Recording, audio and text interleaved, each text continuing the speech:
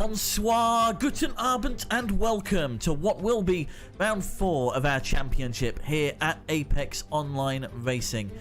Tonight, coming to you from a thankfully not closed for resurfacing Spa Francochamps, I'm Tipster, taking you through tonight's action here in Belgium, hopefully alongside Fizzymon a little bit later on. But before we head on down to the track, we need to take a little bit of a diversion via last week, as the steward's desk lit up right after the race with 10, yes, 10 inquiries.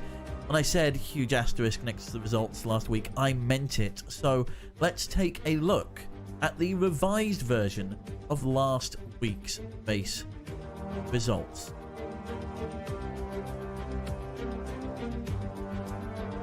A lot of movement in the final results, but biggest of all is Taisu, who drops down from 4th to 10th after receiving a 10-second time penalty for a moderately avoidable Galaxy lap 5. There were also a lot of penalty removals, as trackside stewards seem to be a little too judicious with track limit safety car penalties.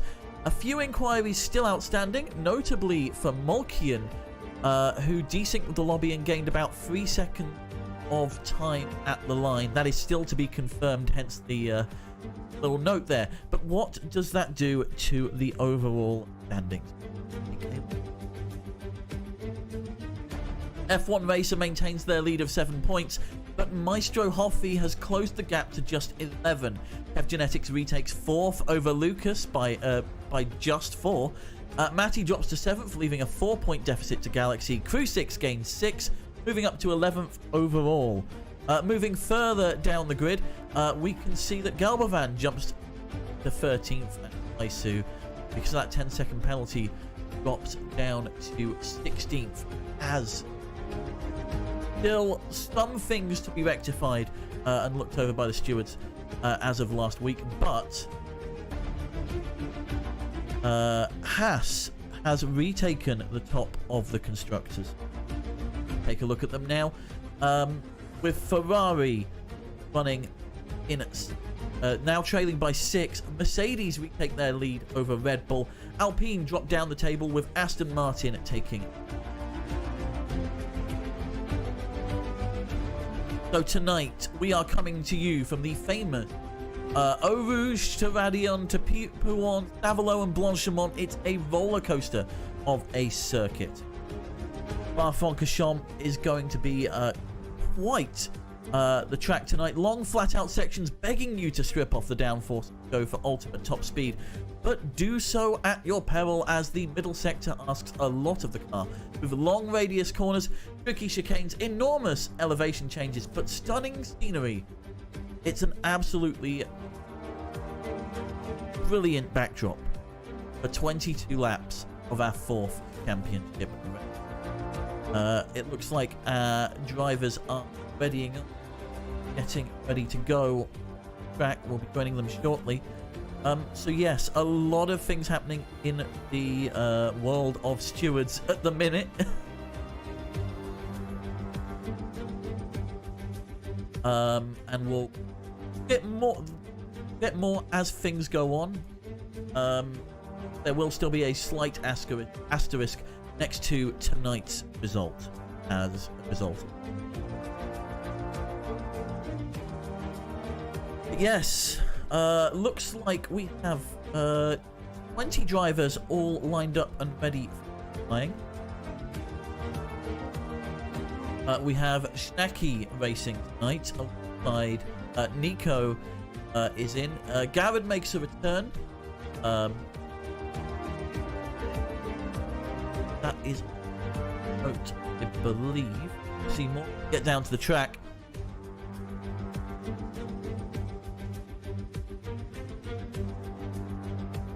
Waiting on the last few.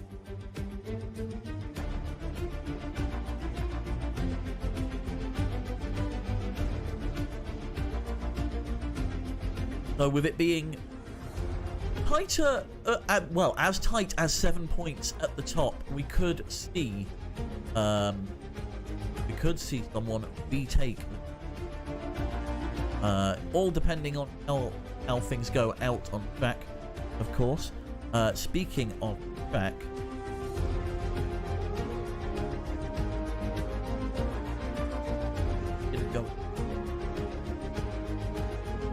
bear with me.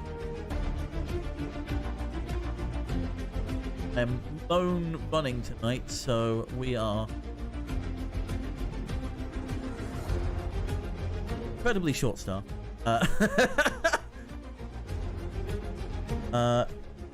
And here it is.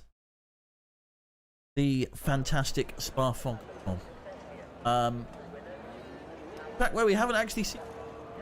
well... last time we were...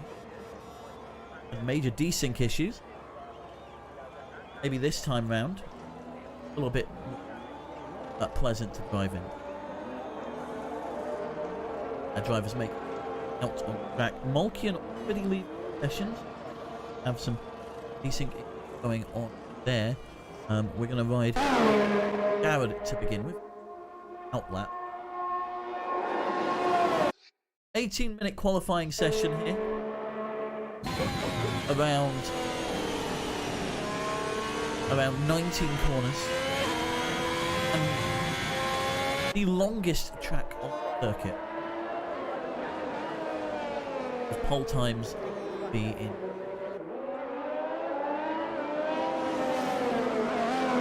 Having a look at our weather center while our drivers get going, it looks like it is going to be clear for qualifying and light rain for the start of the race. Light rain predicted for the start of the race, which is going to severely change how our drivers approach qualifying session, as they will not be starting on the tyres they qualify on if it is as bad as they say it's going to be.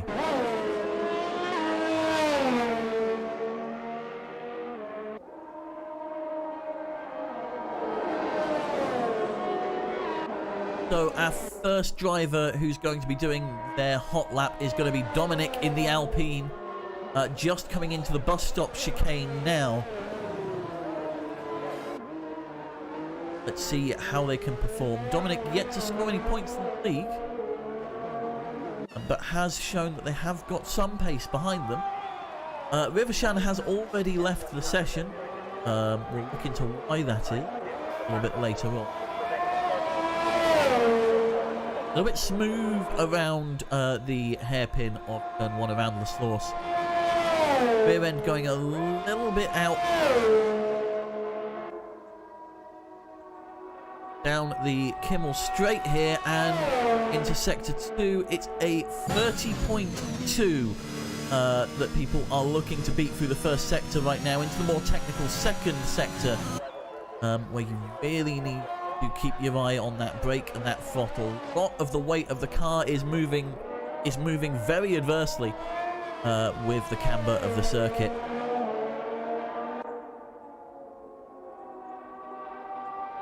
Gelbevand going slightly quicker through sector 1. We'll hop with them now.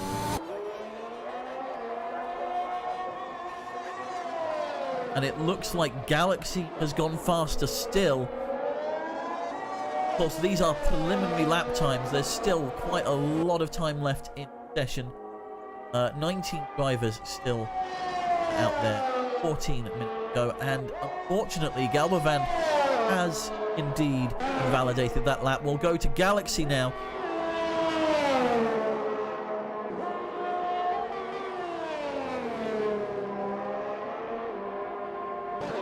Just coming into Stavolo. Widening the corner as much as possible going into sector 3. This is where you really need to get your foot down. Carry as much speed as possible through here as Garrett sets the benchmark at a 143.0. Maybe I was mistaken with my 150. 142 from our mate setting the pole as Galaxy comes around the corner. Matty directly ahead of them, setting a purple in sector 2. Alex goes P3 with 142, maybe being held up there, maybe not making the best of the turn. But Matty goes P1, 142.4. Maestro Hoffy responds with a 42.403. Very tight round here at the moment. We've got Baylor coming across the line now, just through the bus stop chicane. One of our front runners in the league, and they set a 1:42.2, a full 0.2 ahead.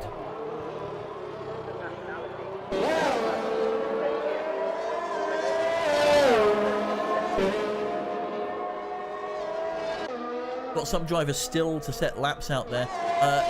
Crew 6 takes the top of the board with a 41.9, so proving that there is more time to find out there. Looks like we might be seeing eventual pole times of mid to low 41s. In fact, proving more favourable than it was in testing. Of course, this is going to be absolutely unindicative of race pace, because we know that we're expecting light rain for the start of the race, and especially with a track like this, the rain can wreak havoc with the car's stability. So Crew 6 currently leading our pack. Baylor in P2. Go with Persegili. That's a 30.2 through Sector 1. Is on pace to get up the top there, but it seems like Sector 2 is where a lot of people are losing time. Nice and tight from there, and invalidating the lap.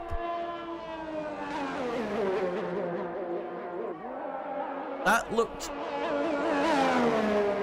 like it was inside the lines on my screen, but it looks like our trackside stewards are disagreeing, and that was definitely outside of the track limit. Persegili, that one. F1 Racer has also invalidated their lap. They're pulling in. So who have we got out at the moment? Lucas, our champion last time round,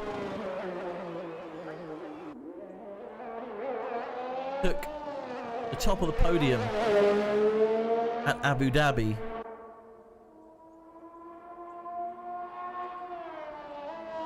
Currently on their outlap. Is definitely one to watch for this season.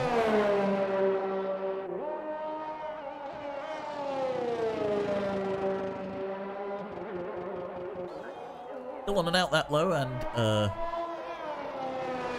validating it, unfortunately. Dominic, P18, however, is just starting their hot lap.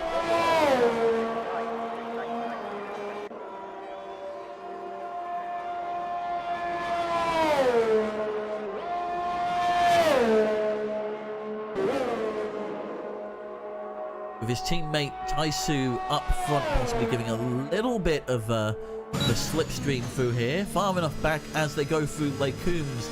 It's not causing a problem for Dominic. Some really tight turns there, going a little bit wider than people might like through that final part, through Brussels. Just absolutely trying to every single inch they can out of that car and out of those track limits.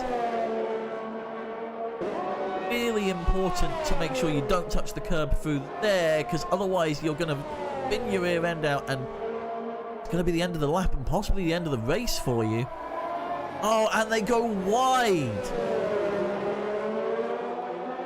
They go wide out of campus and into Stavolo, and that invalidates their lap. Let's go to Nico now.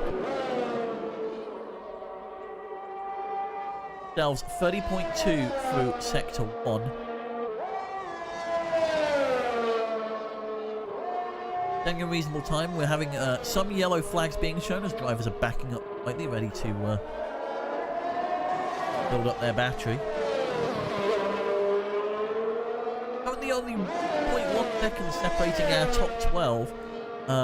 Time's looking very close. A very competitive race here. As Gelbervan sets a 30.1 through Sector 1. We're going to head over to them now. And as soon as I say that, they invalidate their lap. Curse of the commentator. Curse of the commentator. Nico goes second with a 142.2. closing the gap to Crew 6 to just under 3 tenths. And actually beating Failer's time by just over 100th of a second. Who else have we got out there? Currently on an outlap is Sky Kartoffel, looking to better their 1:43.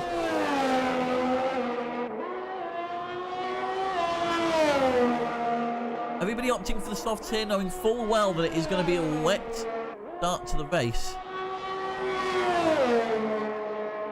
Light rain predicted.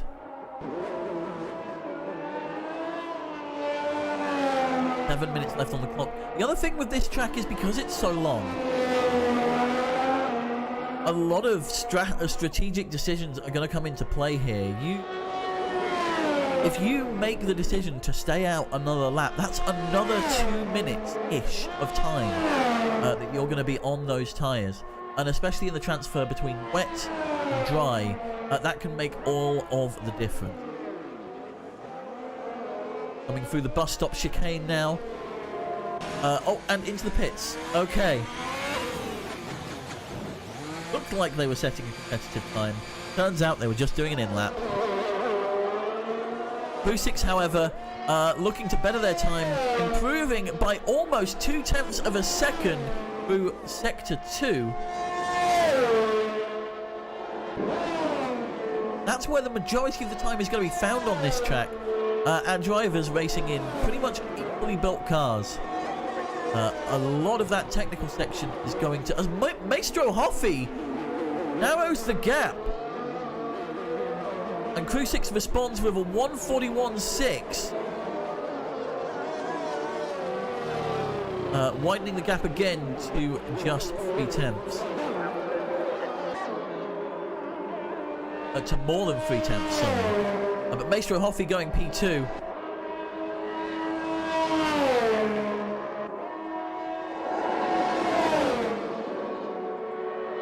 The F1 racer going through the Kimmel Straight.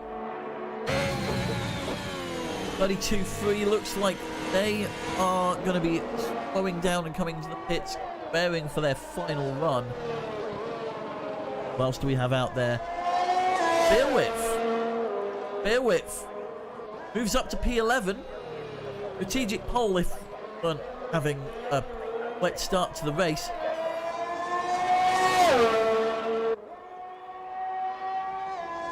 It looks like a lot of these times that we're seeing now are dropping off. Let's go on board with...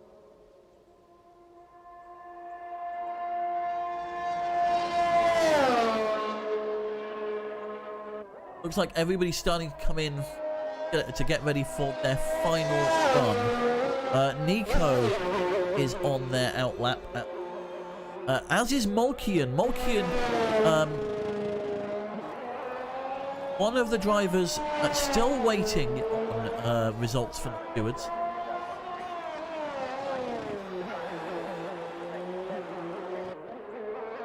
So their position in the championship is, as of yet, undecided.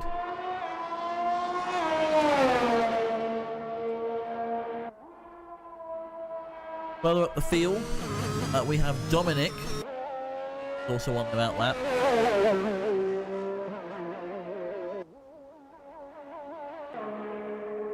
And I believe Garrod is an in-lap.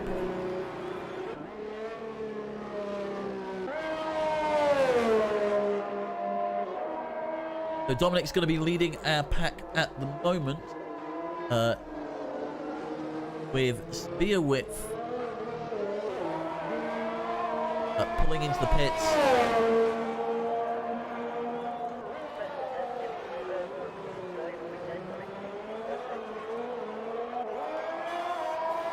We're going to go on board with Dominic for this, what is probably going to be their final run around the circuit. Pretty much flat out through Radion and Eau Rouge. DRS wide open down the Kimmel Straight. Into Lecumbe and taking a very tight angle there. and unfortunately invalidating their lap, just swerving a little bit too wide. Let's see what Molkian is up to right now. Looking to better their 143 here. We've seen that they've got the potential to do it.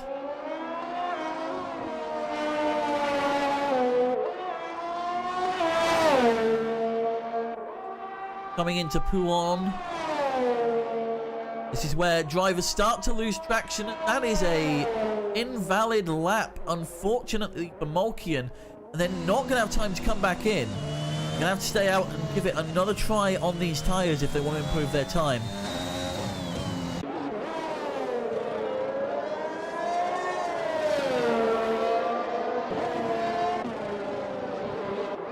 Lucas, 30.2 through Sector 1.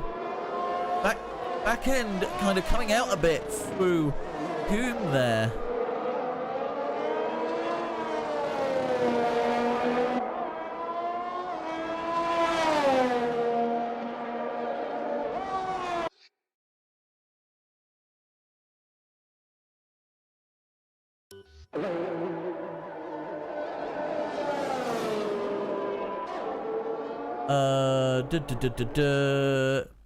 Mic issues.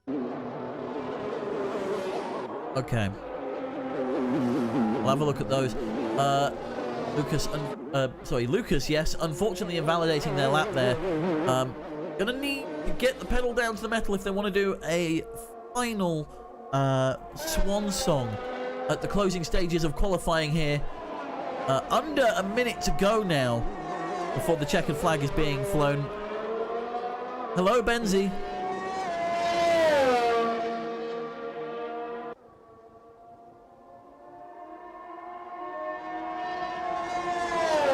I'll have a look into the mic issues a little bit later. I have set my noise gate a little bit too high. Gelbavand coming through on what looks like a promising time here.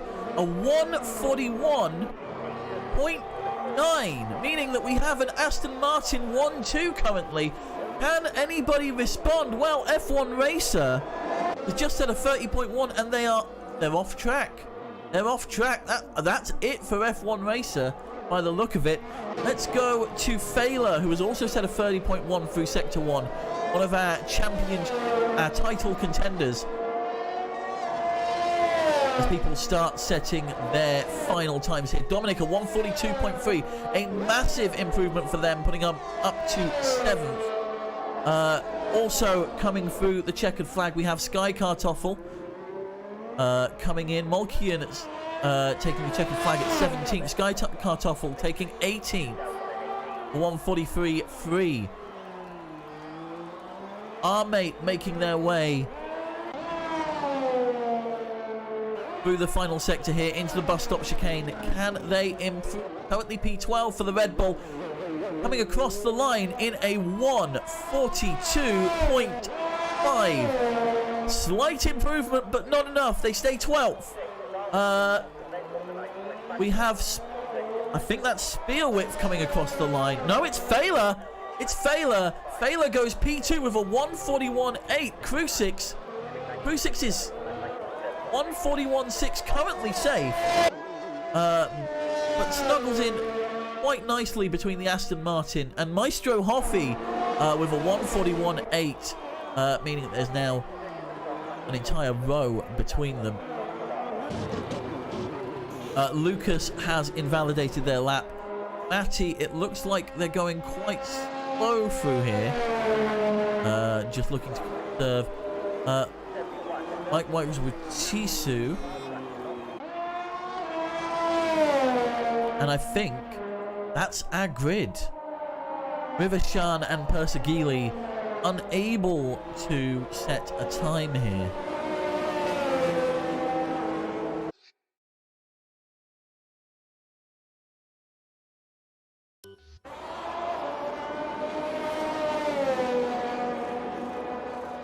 So, our grid as it stands, Crucix and Maestro Hoffy in the Haas make our first row. Then it's Fela in third, Gelbevand in fourth, Nico, one of our, I believe, reserve drivers in Williams, in fifth, Kev Genetics in sixth, F1 Racer, one of our title contenders, starting off in P7, Galaxy P8, Dominic P9, Lucas P10, Matty 11th, Taisu 12th,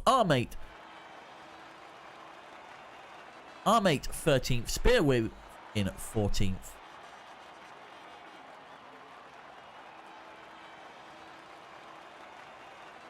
Grid. Quick look at the race director. Some invalidated lap times. See. Let's go back to the booth.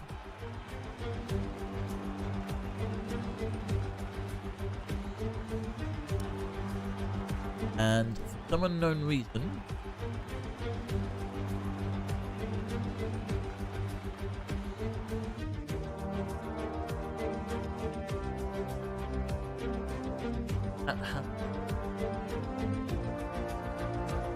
it has completely messed up. Light rain conditions.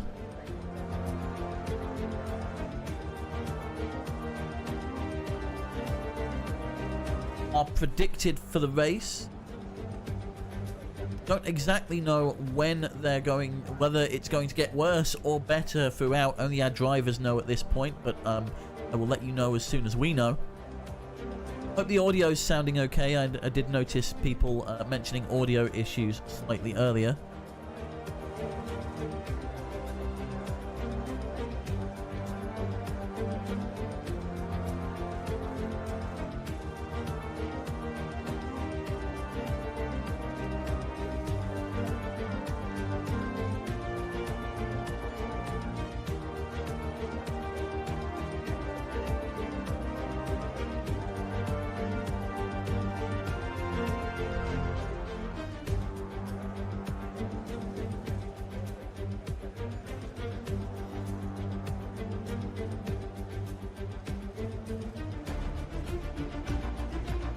We've had some issues with our software, so bear with me as our racers are up on the grid.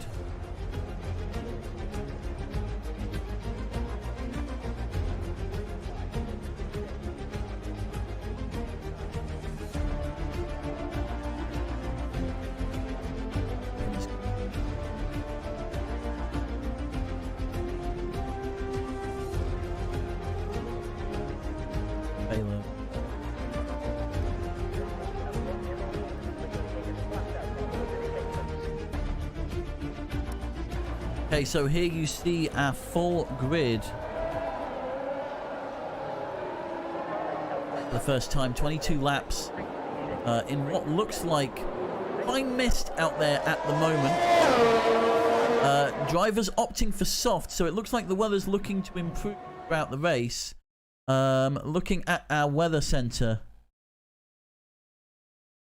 Light rain, overcast in about 10 minutes. So it looks like the rain's going to stop fairly early on. Some of our drivers opting for the tyre to start. Interesting choices there.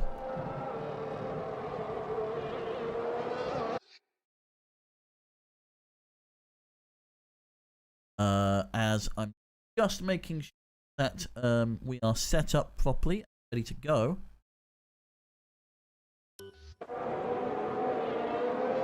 That's F1 Racer there. What is this? What is this software doing?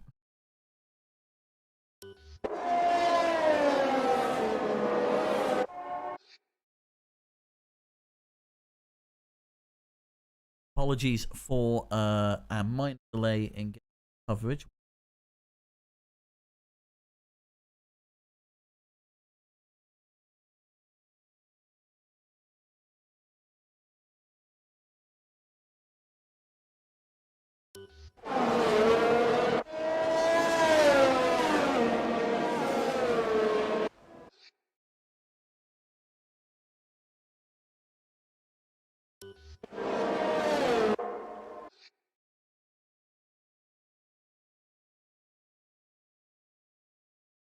So safety car, our formation lap is underway. Our driver's getting ready as it looks like there's a little bit of interference as they're lining up on the grid.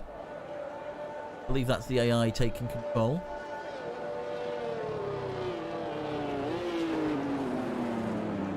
As our final drivers.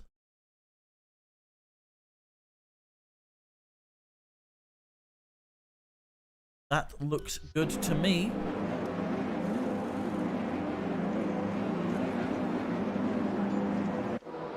Last driver, Persegili, back of the grid, so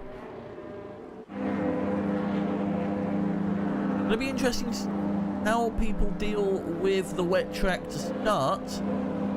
But it is going to dry out as we go along, looking at the 10th minute. So about 5 laps in, as your predicted pit stop strategy. As we get ready to go underway. Here at Spa Francochamps. And into turn 1, it's a hairpin, so expect something to happen. As some people try and make cheeky moves, and it looks like Galbavand and Nico are jostling for position. Further back, Lucas has moved up to P9. Spearwhip has crashed out of the session. And we have a virtual safety car. Not even 2 corners into the race. Schnacky seems to have been having some issues as well. And it's a full-blown safety car. Full-blown safety car. After turn 1.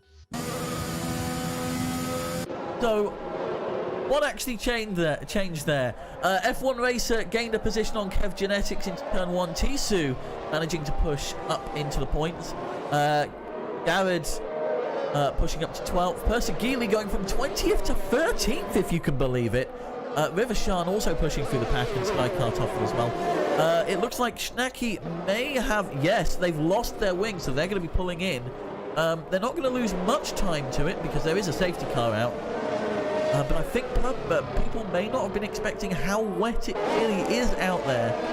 How difficult that first turn is in the wet on those softs.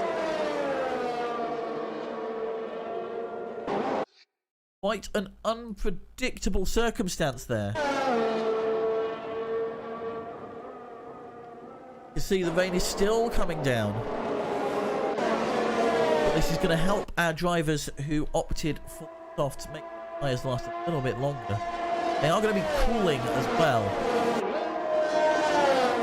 Those tyres are going to be cool. With a slightly damp track. So Crew 6 leading the pack, going to our first lap under safety car. And Spearwhip.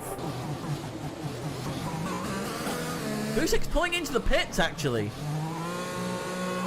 Nico opting to stay out, though. Nico deciding to take a position. We're seeing a difference of strategy here. It'll be interesting to see what Crew 6 does. It looks like they're going for the mediums almost immediately.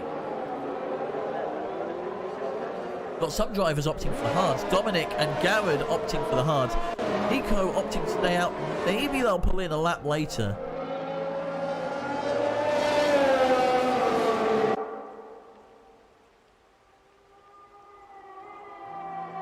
But some strategic pit stops already happening on lap 1.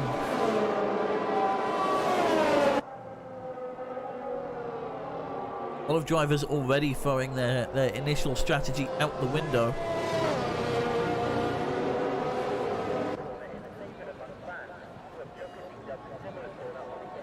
So Crew 6 has made their mandatory pit stop and is next first at the moment. Nico currently leads the rest of the pack. 8 yet to stop, with 1 unfortunately out of the race. Such a long lap here. The decision to bring the safety car in or not is going to help Schnacky, who has spun out again, unfortunately. towards the back. Doesn't look like they've taken any damage. They're gonna have some time to catch up, but it looks like those mediums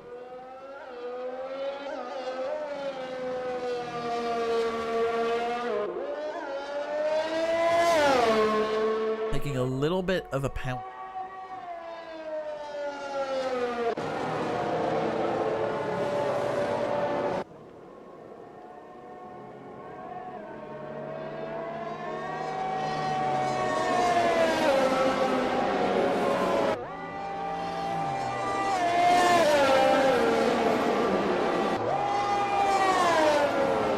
So, well, what a start to the race. Safety car after turn 1.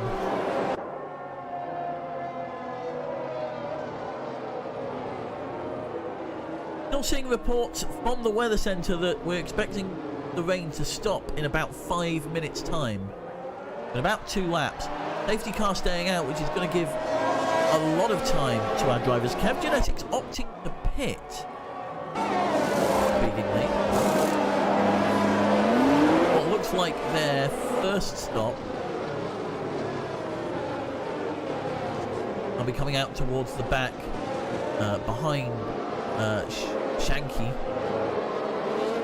I only just realised that I've been saying that name wrong the whole time. Apologies to our Williams driver.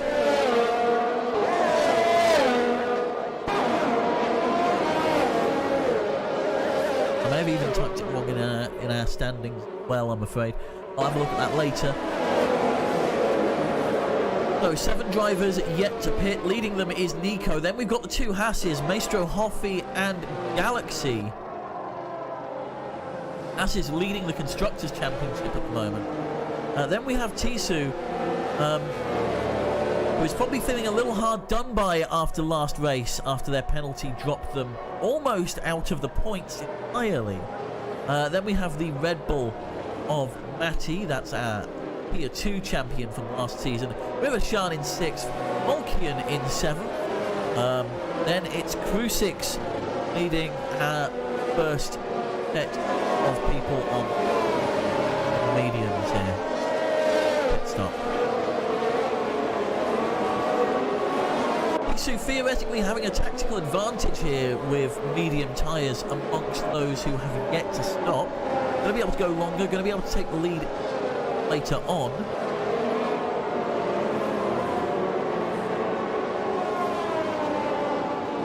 Two seconds.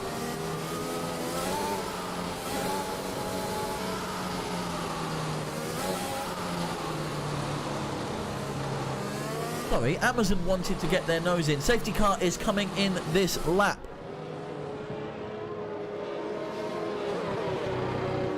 So Nico is going to be holding the starting pistol. We move into sector 3. Backing up the cars. Bunching everybody up as much as possible. Making as much use the accordion effect as they can. Full well that everybody's going to have to brake to avoid them. Getting those tyres up to temperature. It looks like the rain has subsided. Safety cars pulled in, so as soon as Nico steps on the gas, which they're going to do as soon as they come out the bus stop chicane, we go green flag racing. Now it's going to be interesting to see what happens between Crucix and Molkian. Molkian on 2-lap older tyres. Crucix already making the overtake up the inside and parks it in front of Molkian.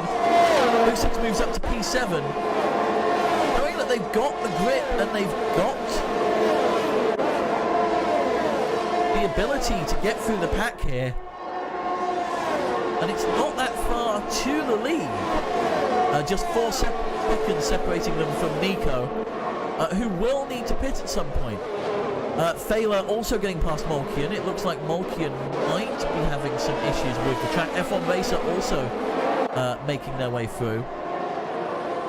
Going to focus on Molkian a second as Galmavan tries to peek in and gets a little tap for their troubles. Doesn't Molkian's got any damage.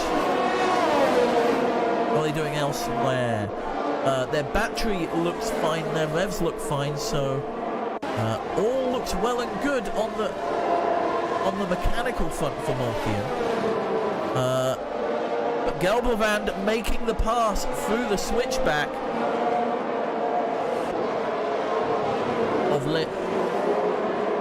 of Avalo, sorry.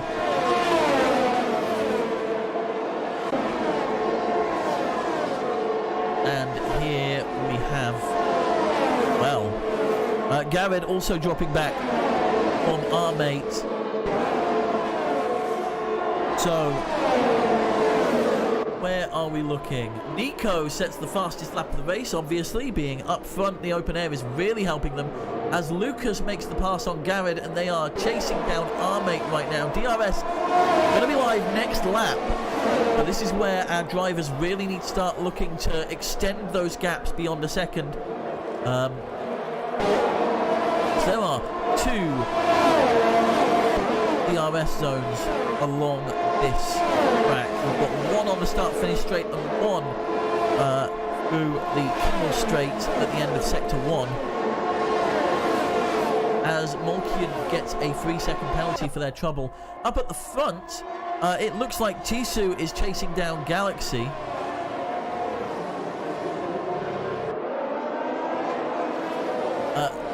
Oh, Galaxy's hit the wall!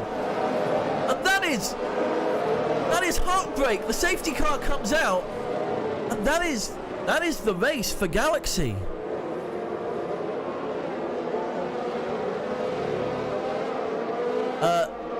That is Nico. I believe they're virtual, I think. I haven't quite got the hang of the clan tags yet.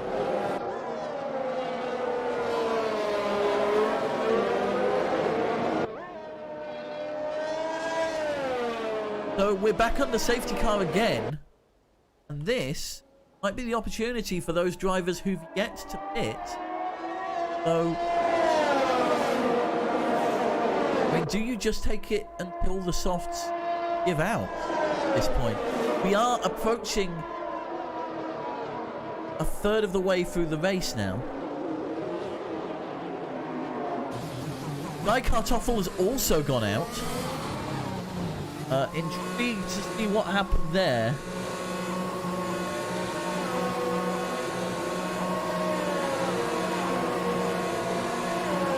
So a lot of our drivers opting to pit. In fact, everybody who hasn't pitted already opting to pit. So Krusix takes the race lead with Failer more than a second behind. But the safety car is obviously going to back everybody up.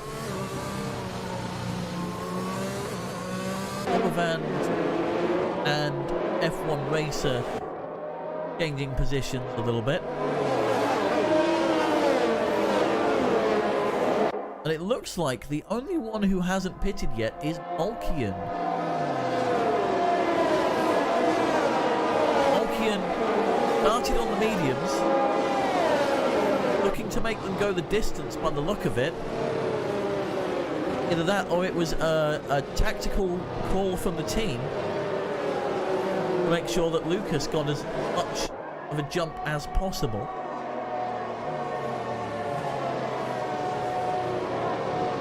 Because double stacking on the safety car is still double stacking.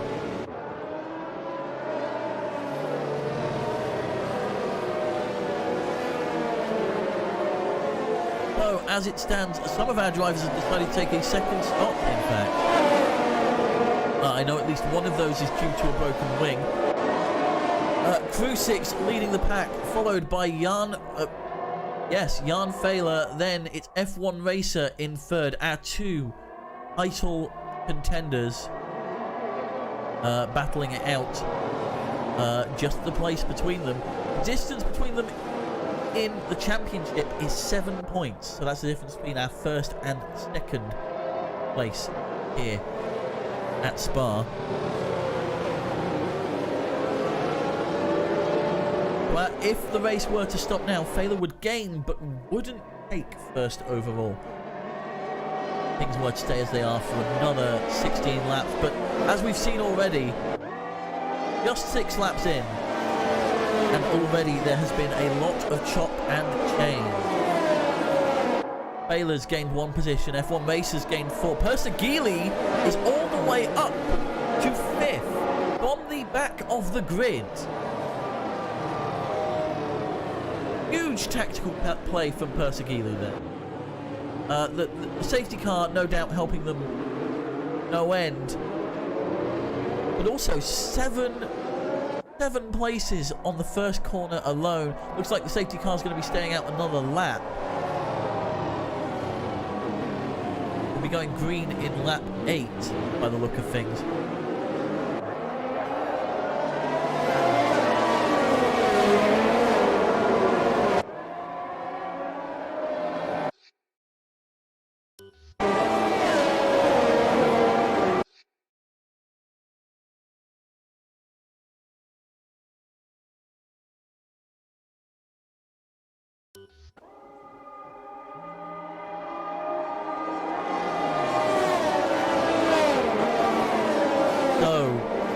Into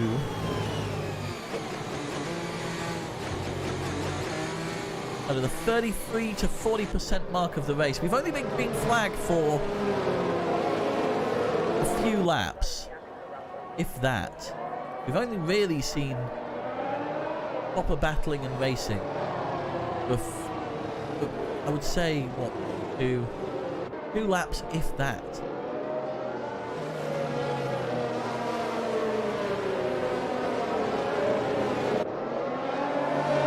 And we've yet to see DRS activated. We've yet to see the power that is the drag reduction system on this circuit, and believe me, it really makes a difference, especially down the Camel Straight there.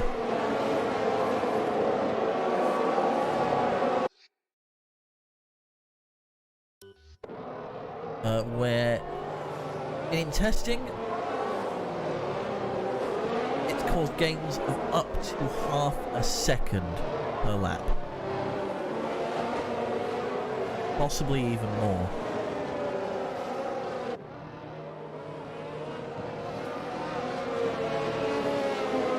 So safety car coming in this lap, Crucix, crucially the one in charge of when we go pedal to the metal.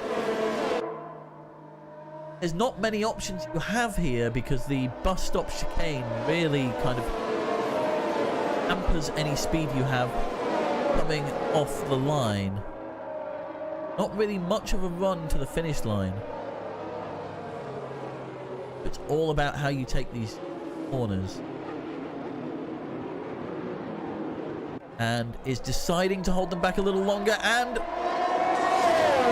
it's to the floor. Persegili's dropped a few places. I don't quite know why, because it looks like that was before the timing line. Maybe looking into that later. Lucas gets 5 seconds of penalties for ignoring a yellow flag. Seems a little judicious by the stewards there. That's something that will be looked into later on.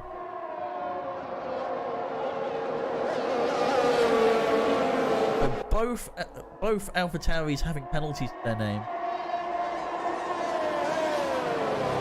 Gelbevand just 3 tenths behind. The AlphaTauris have swapped place behind them though, as Molkian lets Lucas through.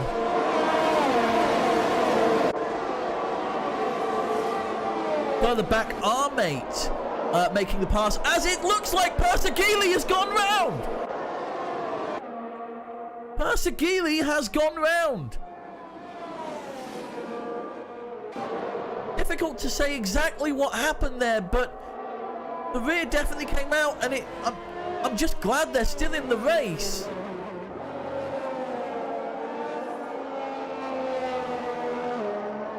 Because that could have been disaster. Difficult to say whether they took too much of the corner there, too much of the curb, or if there was contact from another driver. Tisu getting a warning for corner cutting gaining time, and a small collision. Collisions are plenty. As Hoffy drops down to 11th.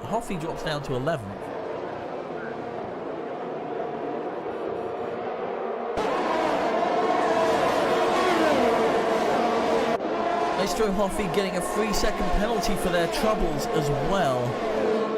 As we go into lap 9, up towards the front, Failer has dropped the gap to just 2.5 seconds. You can see that's without DRS. Crucix, crucially, is Failer's bottleneck right now. Hoffy is trying to make the pass on Tisu round the inside. Doesn't look like there's enough space to make it through Lecombe and Brussels. But meanwhile, Tisu is gaining on Kev Genetics. They are pretty much nose to tail, just less than a tenth. They go right down the inside, coming into Pouon and into Stavolo, and Tisu takes it round the outside, goes P9. Maestro Hoffy now staring at the back of Kev Genetics.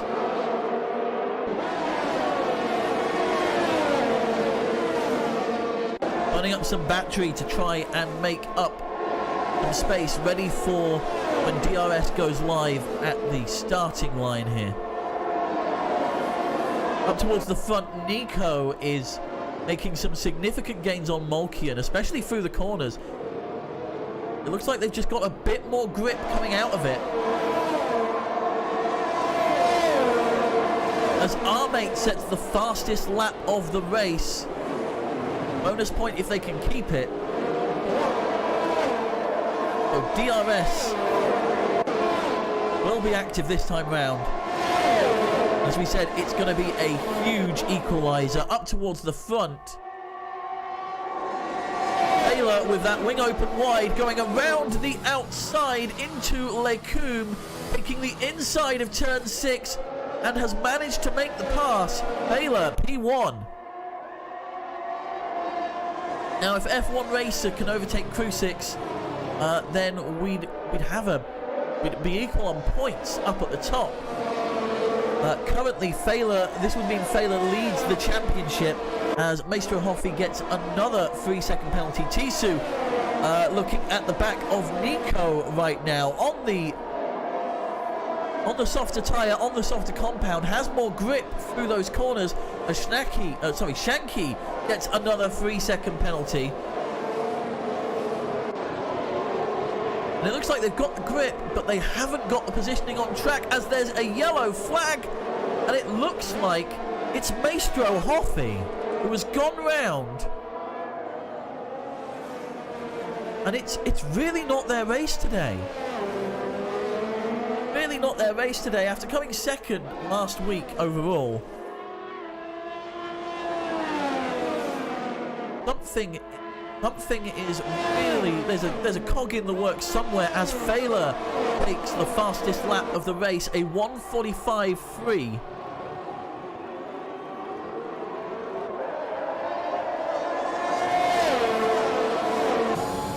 Tyres really getting into their optimal zone now. These mediums. We are going to be expecting another pit stop from at least 3 or 4 of our drivers, although, I mean, theory is they could extend it to the end. It's risky. It's a very risky strategy, especially with how much wear you get on some of these corners, especially through Sector 2. So Crucix now half a second back. F1 Racer closing the gap slightly by 0.3 last time round. Delbavand pulling back. Lucas making up some ground, and they need to with that penalty.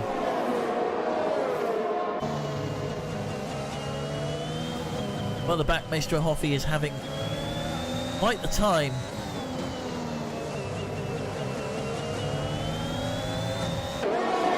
Let's go and look at the race for the back end of the points between Matty and Kev Genetics. It is almost nose to tail as Matty tries to take the inside line. It'll be interesting to see what happens through the bus stop chicane here. As Kev Genetics is going to be getting the DRS through Molkian. Sky Kartoffel has left. They had a mechanical failure. Irreparable damage. So Matty not managing to gain the position there. Can they make use of the DRS through the Camel Straight? Up through Eau Rouge. As Tisu makes the pass on R-Mate. And that's how much power the DRS has. It was able to make the pass on the straight, never mind the corner. Heading back to our battle for 10th now, and it looks like Kev Genetics has moved up to 9th, Matty in P10, as Dominic gains themselves a 3-second time penalty. Up towards the front, F1 Racer still gaining time on Crew 6. A 10th last lap. 5 tenths separate them, but they have got Gelbervan to worry about, who gained a 10th on them last time round as well.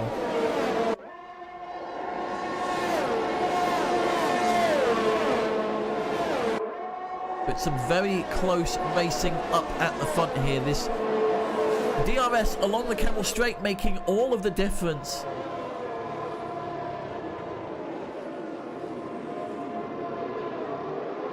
They come in for their 13th time round the circuit here. Failer leading the pack by 6 tenths. F1 Racer 8 tenths back as Garrett gets a time penalty.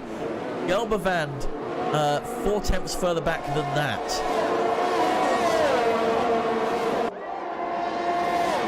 Sticking with Gelbervand as Garrett takes 13th from Shanky.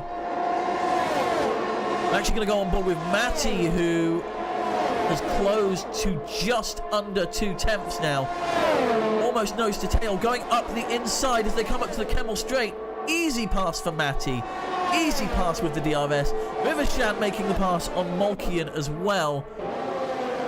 And Shanky taking it back from Garen. Maestro Hoffi getting the fastest lap of the race.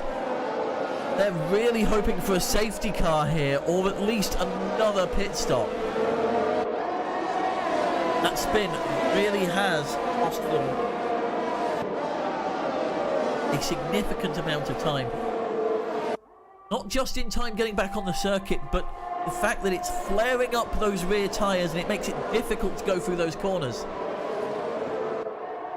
So Gelbervand just 4 tenths back from F1 Racer. This is probably one of our closest battles on circuit as we speak. Medium's now 10 laps old.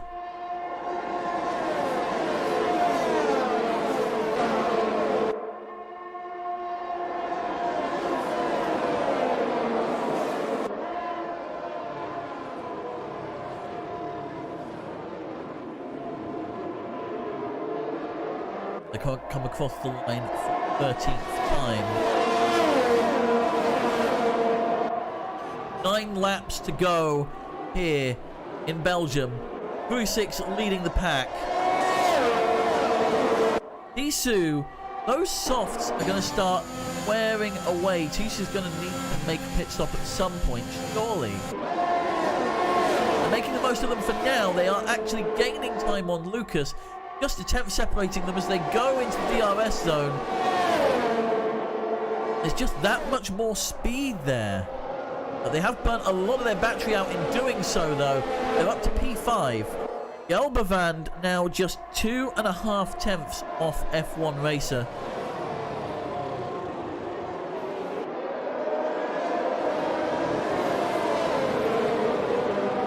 And Failer, looks like they've slowed down. They were almost a second slower than F1 Racer that last time round.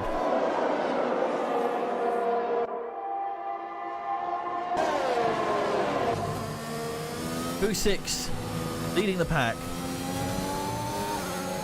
Matty gets a warning for corner cutting from our stewards. So, state of the race so far. Tisu has gained 7 places since the start of the race. Persagili, who was running up towards the top, is now back in 16th. Taylor in P2, F1 Racer in P3, Crew 6 holding up the front. Our mate has made considerable gains as well.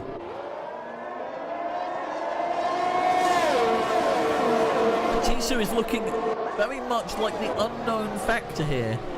Oh! Little bit of a nudge there from Galbovan coming into the corner. A little bit of a love tap. 2.5 tenths separate them. Doesn't look like any damage was sustained, but these cars can be incredibly flaky. Even a slight touch in the wrong way can cause them to completely... And that's Failer passed on the DRS straight there. Galbovan looks to make a pass.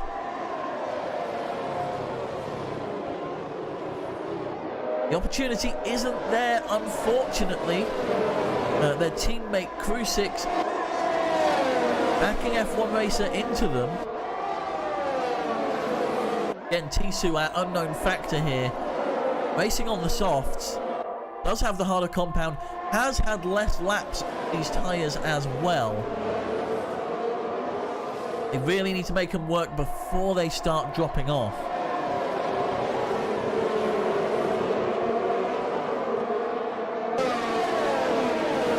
Rivershan picks up a 3-second time penalty as well. We're noticing during qualifying that some of the invalidations were a little bit judicious, shall we say. So we may be seeing some appeals in the steward's office a little bit later. So here we go, down the straight. Molkian has left the session. Unfortunately, that seems to be a regular occurrence at the moment. Hopefully we can get them back in. Bear with me.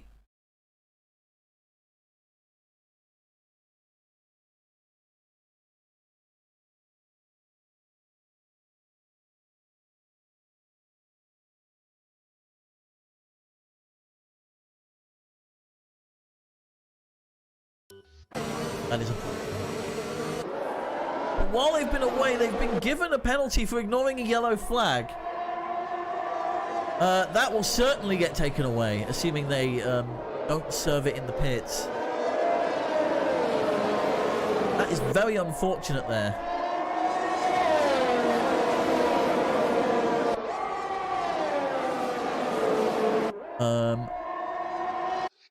I'm just going to very quickly add... Oh.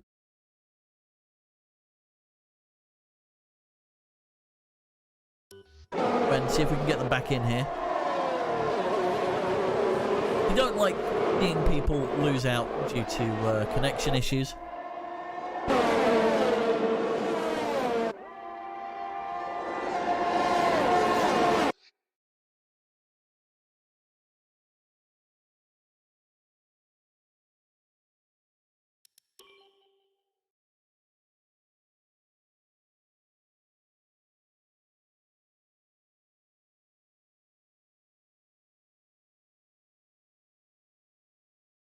Apologies for this interruption.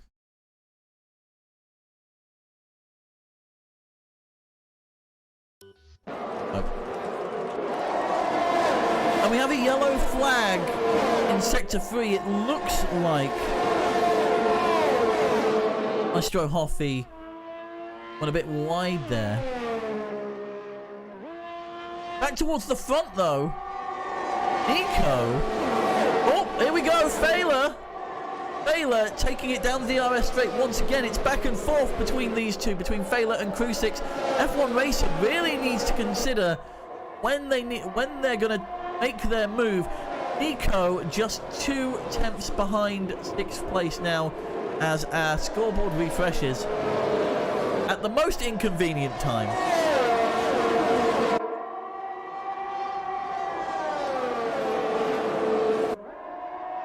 So currently crew 6 half a second back from Failer. Then F1 Racer 1.1 seconds, so about 4 tenths back. 3 tenths then to Gelbevand. We'll hopefully refresh on the next time round.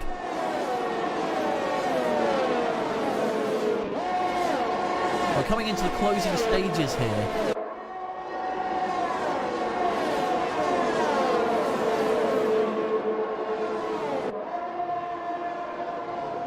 So, really interesting from F1 Racer.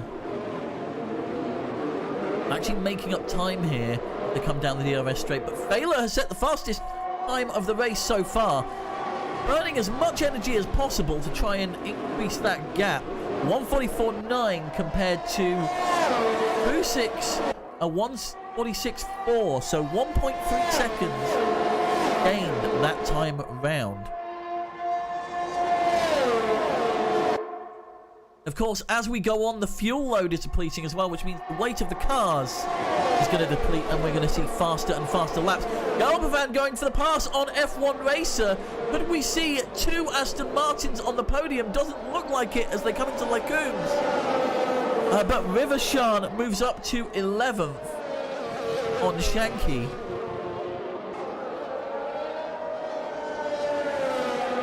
Up towards the front. Going to stick with Gelbevand for now, because that is one of our closest battles. Gelbevand gaining time from the corners, managing to stay around the 2 tenths of a second back from F1 Racer. Both of these drivers probably biding their time here, because that Camel Straight is a game changer. So knowing when to make the push, the pole. Going to be a big strategic move here. Also a little further back, we have Lucas gaining on Tisu. Looks like the softs are starting to give out, and Tisu has burnt all of their batteries, so this is going to be theoretically easy pickings for Lucas, our champion at Abu Dhabi. DRS wide open, going around the outside and makes the pass into P5. Yes, there is that penalty, but we'll see what happens with that later on. Tisu now dropping down the grid, those softs just not giving enough grip into those corners. Up towards the front, crew 6, 3 tenths at the DRS detection point, and it's an easy pass. Oh no! No! Couldn't get the position, which means Failer keeps it for another lap. Gelbevand is up into 3rd, runs a little bit wide. Through Lecombs into Brussels. F1 Racer moves down into 4th. We have 2 Aston Martins currently on the podium. Don't rule Nico out. Nico on the 4-lap fresher tyres here, and 4 laps is huge. It is absolutely huge, considering how long these laps are. Those tyres are going to be a lot less worn. Especially with how punishing Lecombs and Brussels are on those medium compounds. So now, Failer leads with crew 6 just behind. Gelbevand getting DRS off them. F1 Racer and Nico and Lucas forming the DRS train. And then Tisu, whose softs are just flaking off, is dropping far behind and is in fact coming into the pits with 3 to go.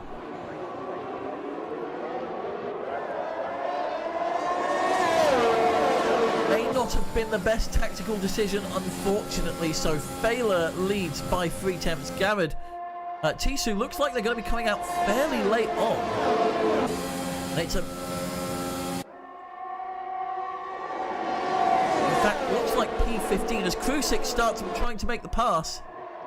Doesn't make it, but manages to push the gap down to 2/10. Maybe biding their time, hoping that they can make the pass on the final lap of the race, because we are in the closing stages now. Just 2.5 laps to go. And you know what's going to happen. You know what's going to happen. That final lap, that Kemmel Straight, is going to play a huge role in what happens. So Krusik's just trying to stay within that 1 second of failure to be able to gain that advantage in the final lap.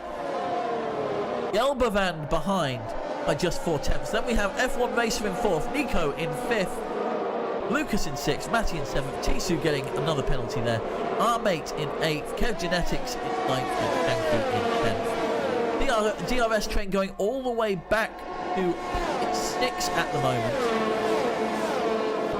Well, it is theoretically still anyone's race here.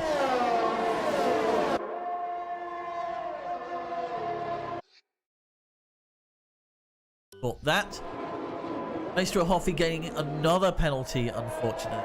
Really not their race today. Things like boom or bust. As Failer has gone over a second clear, does this mean that Krusik has lost DRS on Failer and Failer has managed to secure pole? 2 laps to go. They're more than a second out. We'll see what it's like as they come through the DRS detection zone. It is more than a second. That DRS is not going to be active. Failer's going to be able to run clear, but Gelbavand right behind is going to slingshot past on the straight, taking P2. So Failer can't sit pretty right now. Gelbavand now just 9/10 back. We take a look at how their battery is doing. Gelbavand has lots to spare, 60% of their battery intact, with what will be the final lap next time round. F1 Racer back in 4th is now out of DRS as well. Baylor burning a little bit of battery there just to try and eke the gap over a second, coming through into Stavolo.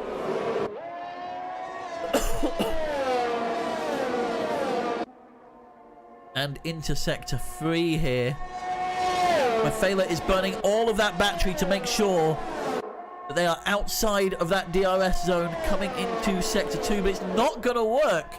Gelbavand, just 8/10 back, has used all of their deploy, but still has 35% left going into the final lap of the race. They're going to have DRS here. Hopefully, for them, they're going to have DRS going down the Kemmel Straight as well. Realistically, they need to be within 5/10 to have a chance of making the pass. And they are burning as much battery as they can. 8/10 the difference as they come through into Radion. Tisu taking the fastest lap of the race. 6/10 with DRS open. It is going to be tight. 3, 2, 1. And Gelbavand making the pass, trying to make it round the outside, has the inside for Lacombe, but Failer has the more traction and keeps the position. And they are basically wheel to wheel as they come into Brussels. Gelbavand has the inside line, and that isn't enough. It isn't enough. Failer manages to retake it, and there is just a 10th between the two of them. Gelbavand looking to take the inside as they come into Pouon, and no, just no. A 10th separating them. Gelbavand with as much battery as Failer, match for match here. These last few corners are going to be nail-biting, but it does look like we're going to have 2 Aston Martins on the podium here.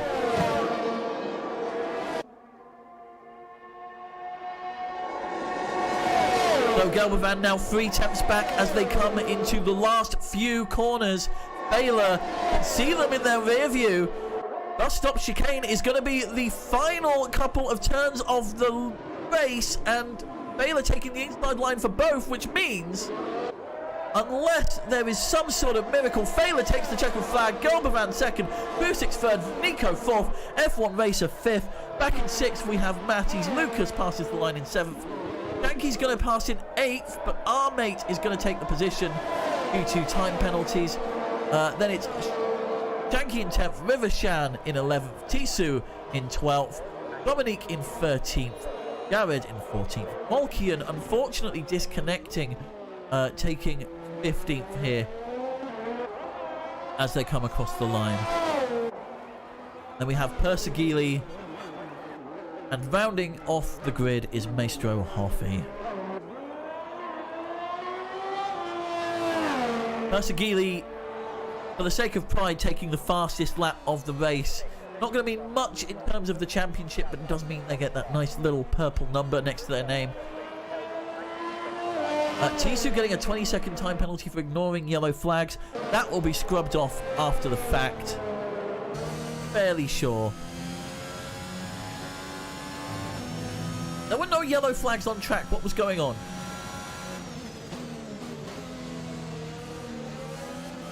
So Rivershan takes Game's driver of the day. And here is our podium. Jan Fehler takes pole and takes first place in the Drivers' Championship as a result. Our two Aston Martin drivers alongside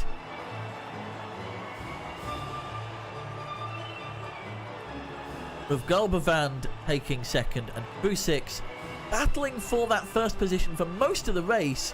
Back and forth between Fehler and Krusix, but Gulbavand sneaking it on the last couple of laps there. And there are your results. So, Fehler in pole takes 25 points. Then it's Gulbavand, Krusix, Nico, F1 Racer, Matty, Lucas, our mate Kev Genetics, and Shanky rounding out your top 10. However, I am vaguely aware that there will be stewards' inquiries after the fact. So, let's very quickly run through all before we time out of the session.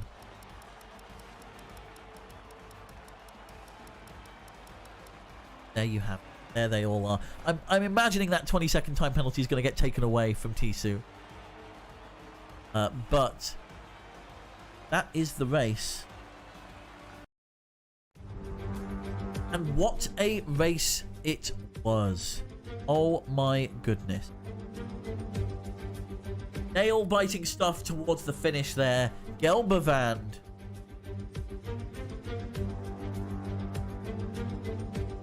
trying to take pole on the final lap of the race. Not getting in, but scoring major points for Aston Martin.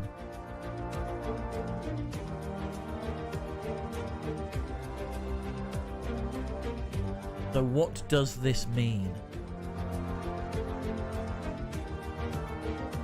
Our drivers get this up as well. Make sure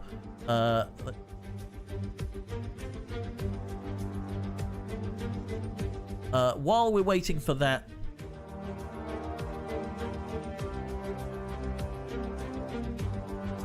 a quick recap of how our drivers did. So, Fehler taking 25 points there. Nico, Gulbavand and Krusix taking 18 and 15 respectively. Then Nico in 4th. F1 Racer takes 5th. Why is it F1 Racer in the Alpine? I will never know. Jared is not in the Red Bull. What are you doing? We'll have those standings ready for you later on. Hoping.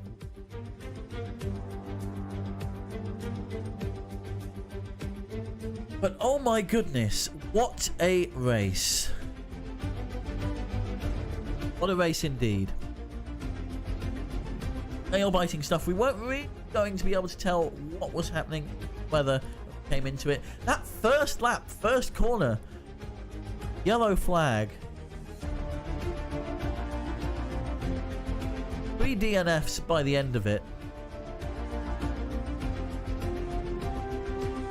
And still, well, we don't exactly know how things are going to come out in the wash, fortunately.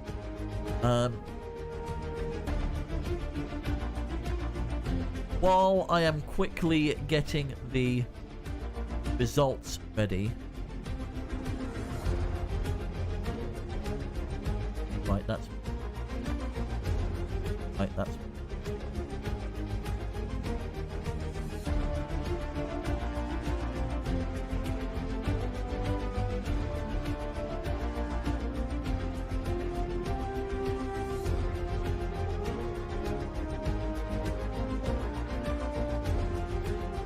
Dominic.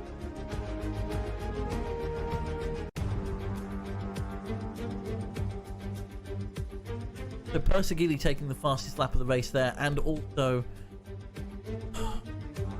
heartbreak for Maestro Hoffi there. Performing well last race, unfortunately just couldn't hold on to it. And Haas, our championship leaders, not scoring any points this race, so that's going to make a big difference in the overall standing.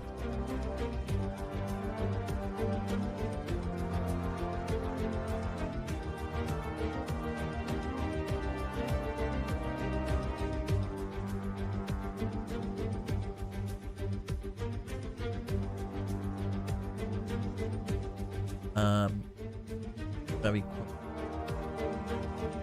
Have those standings ready for you.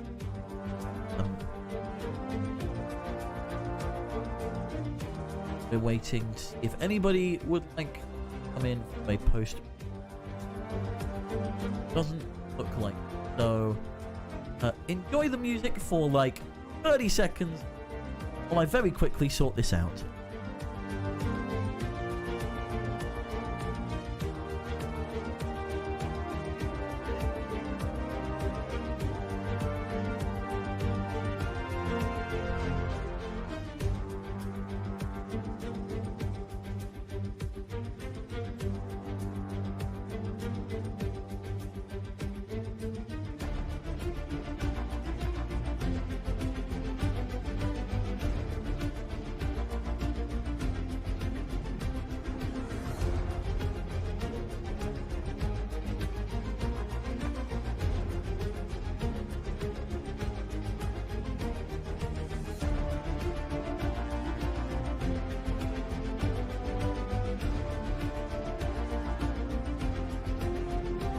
So, looks like we have someone lined up for an interview. Let's head on over to our interview booth. And bring in our first driver.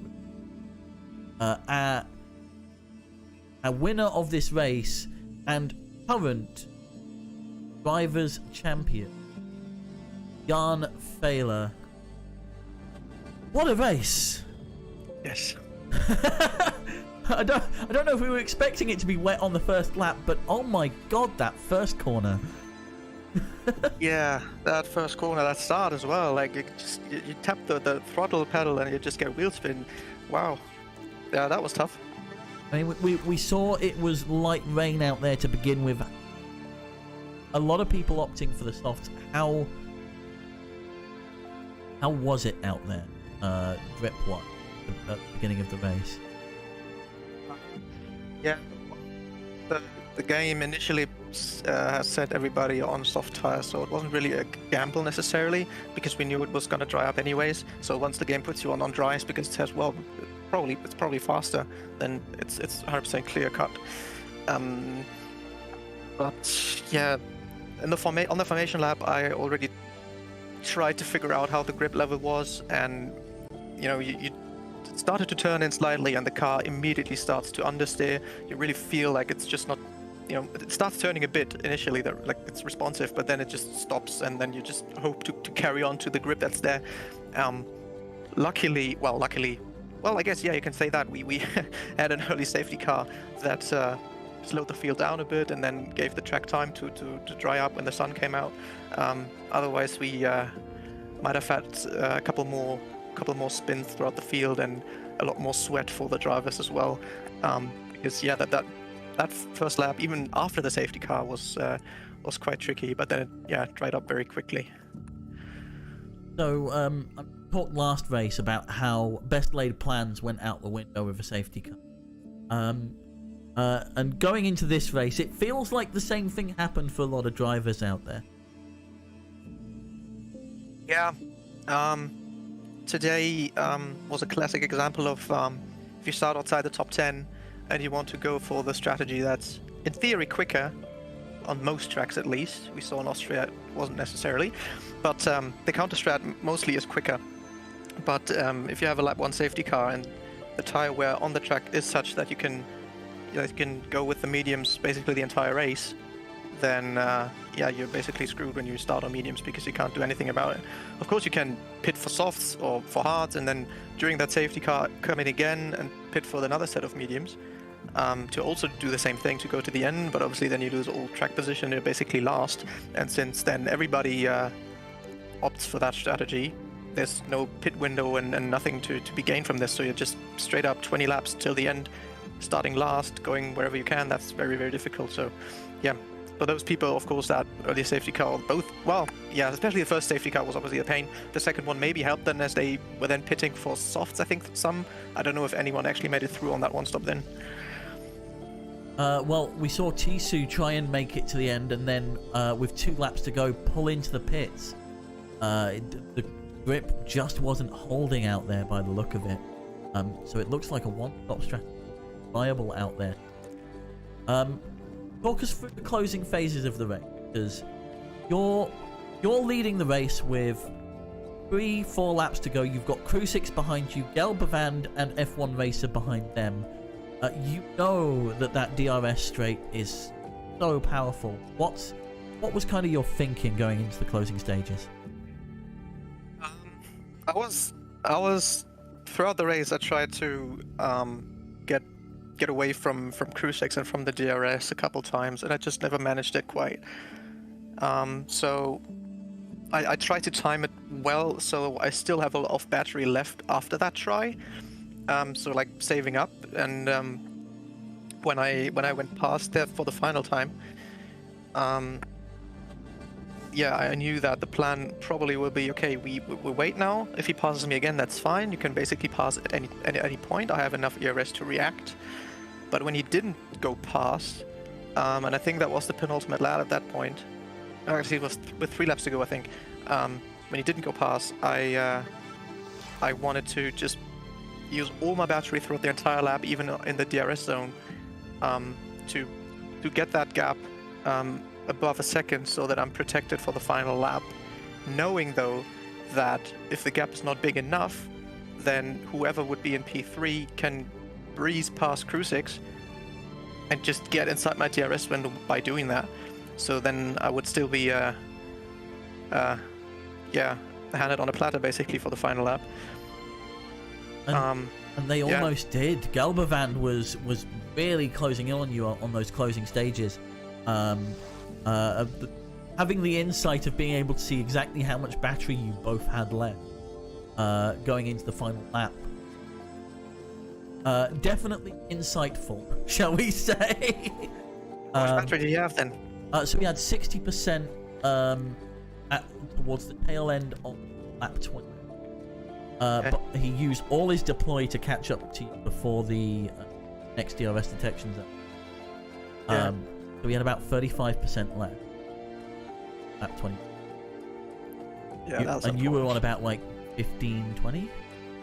Yeah, I guess I just tried to pull away and stay outside that.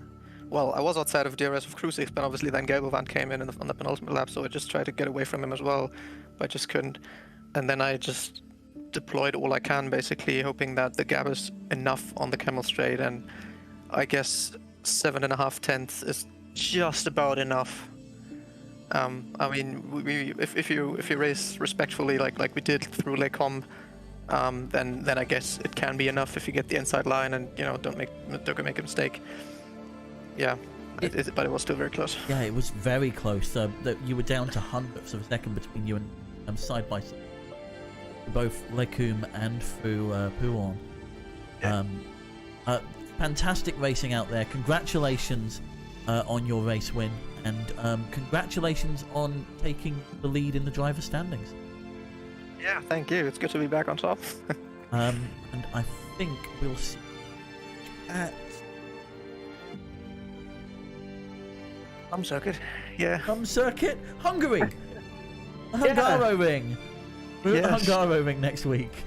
Sorry, Yes, my head is a mess because I made some last minute changes. I wasn't expecting to be at Belgium today. So all of my prep for this week has gone slightly out the window, but we managed to get it done. Thank you very much for coming, and we'll see you.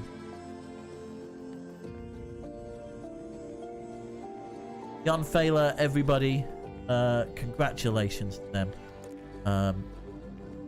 Let's get our second place finisher, who very nearly took first place at the end of the race there. Gelbevand, what can I say? Had me on the edge of my seat in that final lap. Talk us through what was going on. Yeah, I mean, I was P4 for mainly the whole race, because it's very hard to get past someone who has DRS2. So you are stuck in the DRS train and only P2 can overtake.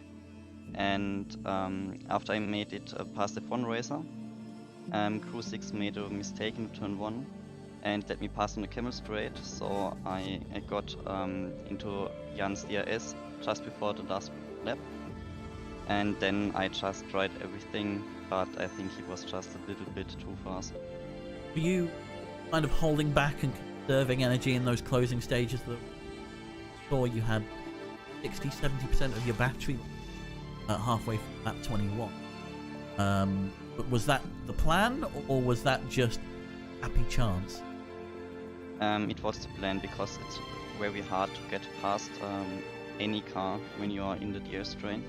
So I just tried to have enough DRS to get past in the final stages of the race. Then obviously the last lap there, going almost side by side through Lecum and Pouan and Brussels. What was it like fighting wheel to wheel through there? So I just tried to keep it clean, because Jan also fights very clean all the time. I could probably be a bit harder, but I just tried to keep it clean, and I tried to get past, but it was very hard because he had the inside line in most corners. We have, an outstanding performance by you today. We have the Hungaroring next week. How are you feeling about that? Is that kind of one of your stronger circuits? Is it where that you're kind of going to hold back a little bit because it's, you know, a difficult circuit to pitch for? Yeah, so first of all, I'm quite happy with P2 today. I think I had a lot of chances also this season. For example, the pole in Austria, and then I threw it away on the first lap. So I'm happy to get a P2 finally. And for Hungary, I didn't race there for a long time, so it won't be that good probably, but I will try everything. Well, best of luck when we head to the Hungaroring next week. Any final comments before we let you go and we close up the stream? Yeah, thank you for watching, everyone, and until next week. Thank you for racing, Gelbevand. Thank you for providing edge of the seat entertainment on that final lap. Gelbevand, everybody, our second place finisher tonight, and Mr. Martin driver in Tier 1. Speaking of second place and speaking of tiers, let's take a look at the current standings at the end of that race. Now, bear in mind, these are provisional. We may get stewards' inquiries during the week that causes these to change. We still have stewards' inquiries outstanding from last week that are yet to be resolved and still being kind of adjudicated over. But as it stands right now, here are your current drivers' standings. I said here are your current drivers' standings. There we go. So, right up the top, taking first place from F1 racer Jan Fehler with their second win out of 4 races so far. F1 racer, unfortunately, finishing back in 5th overall, dropping down to 2nd. Maestro Hoffi, right at the back of the finishers tonight, but stays in 3rd. But Lucas managing to catch up slightly, now on 34 points, and overtaking Kev Genetics in the standings on countback with that win. Then we have Kev Genetics, who themselves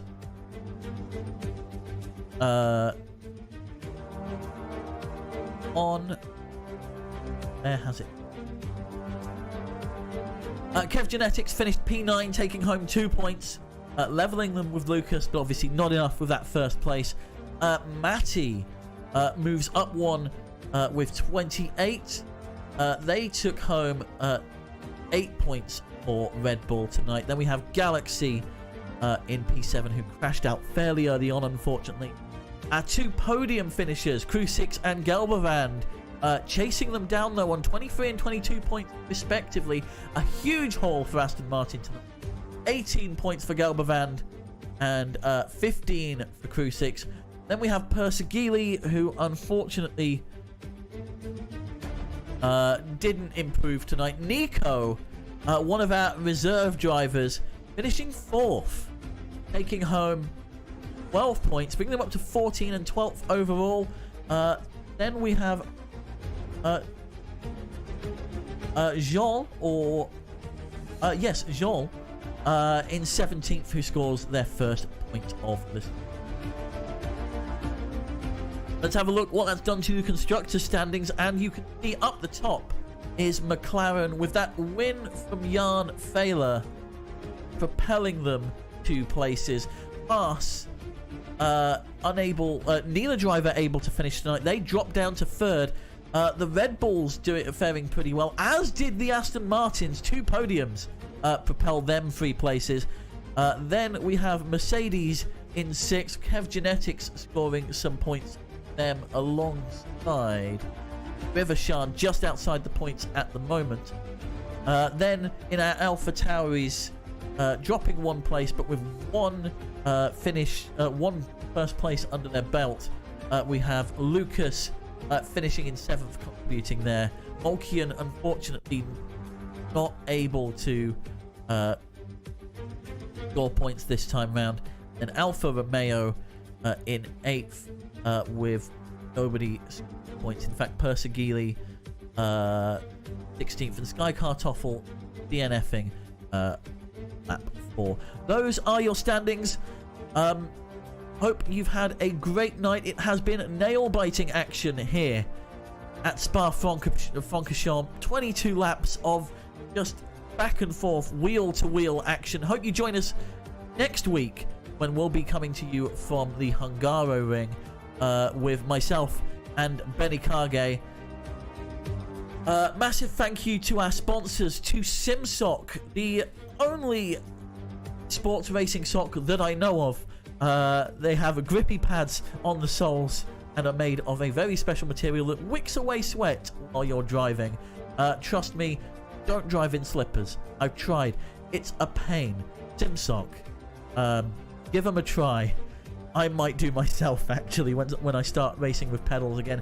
And Driver 61 for providing our, those coaching sessions as well. Not just coaching for F1, but also providing coaching for real-life driving as well. Found out the other day. On track, not on the road. I should clarify that. But thank you very much to both our sponsors. Thank you very much to all of you for watching. That's all from us here at Apex Online Racing. Bis bald, Bianto, and drive safe.